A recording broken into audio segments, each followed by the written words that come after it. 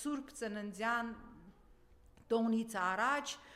կաթոլիկ եւ առաքելական եկեղեցու աշխարհում կաթոլիկ եւ առաքելական եկեղեցու 15 բարձրաստիճան հոգևորականներ, նրանց մեջ Նյու Յորքի arczepiskopos Թիմոթի Դոլանը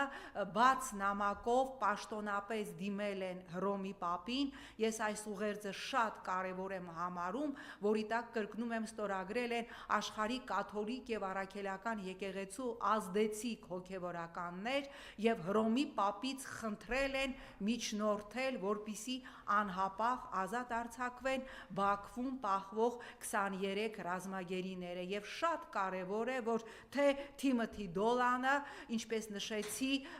աշխարհի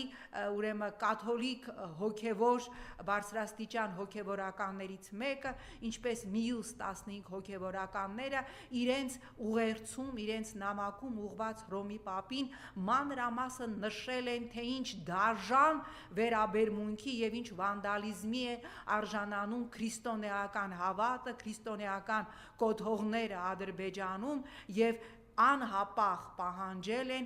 Հռոմի Պապին բարձրացնել իր ձայնը, որպիսի 23 ռազմագերիները ազատ արձակվեն